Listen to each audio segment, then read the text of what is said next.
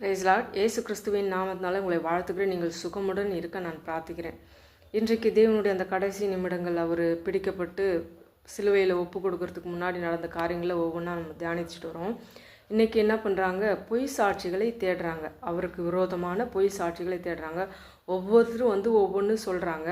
அதை சொல்லிகிட்டே இருக்காங்க. அப்போ பிரதான ஆசாரியன் கேட்குறாங்க, இவங்க இவ்வளோ விரோதமாக சாட்சி சொல்கிறாங்க, நீ எதுவுமே வாயை திறக்காமல் இருக்கியே அப்படி சொல்லிட்டு ஏசப்பாவை பார்த்து கேட்குறாங்க. இயேசுவோ பேசாமல் இருந்தார். அப்பொழுது பிரதான ஆசாரியன் அவரை நோக்கி, நீ தேவனுடைய குமாரனாக கிறிஸ்து தானா? அதை எங்களுக்கு சொல்லும்படி ஜீவனுள்ள தேவன் பேரில் உன்னை ஆணையிட்டு கேட்கிறேன் என்றார். அப்போ ஏசப்பா சொல்கிறாரு, நீ சொன்னபடி தான். அன்றியும் மனுஷகுமாரன் சர்வ வல்லவருடைய வலது பாரிசத்தில் வீற்றிருப்பதையும் வானத்தின் மேகங்கள் மேல் வருகிறதையும் இது முதல் காண்பீர்கள் என்று உங்களுக்கு சொல்கிறேன் என்றார் என்று சொல்கிறாங்க. அப்போது இதை விட நம்ம என்ன வேணும்? தேவதூஷணம் சொல்கிறோம், தேவனுடைய குமாரன் சொல்லிட்டு சொல்கிறோம், மரணத்துக்கு பாத்திரவானாக இருக்கான்னு சொல்லிட்டு அவங்க குற்றம் சாட்டி யோவானில் பார்க்குறோம். நியாயப்பிரமாணத்துக்கு விரோதமாக தேவனுடைய குமாரன் என்று தூஷணம் சொல்கிறோம். அதனால் கண்டிப்பாக சிலுவையில் அரைஞ்சி தான் ஆகணும்னு சொல்லிட்டு குற்றம் சாட்டிக்கிட்டே இருக்காங்க. நம்ம வெளிப்படத்தில் 1:7 பார்க்குறோம். அதாவது, இதோ மேகங்களுடனே வருகிறார், கண்கள் யாவும் அவரை காணும், அவரை குத்தினவர்களும் அவரை காண்பார்கள், பூமியின் கோத்திரத்தார் எல்லாரும் அவரை பார்த்து புலம்புவார்கள். அப்படியே ஆகும். ஆமேன்.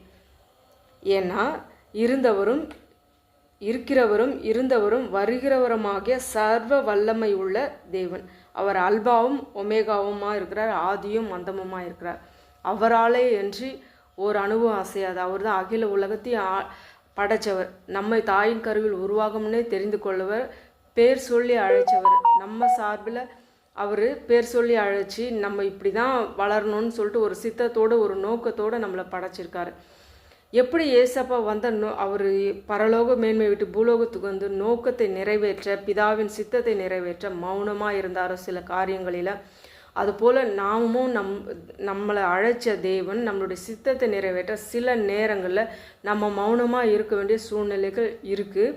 அந்த டைமில் அமைதியாக இருக்கிறது தான் பலமுள்ளதாக இருக்கும் என்பது கர்த்தராகிய இயேசு கிறிஸ்துவின் நாமத்தினால நான் சொல்லிக்கொள்ள விரும்புகிறேன்.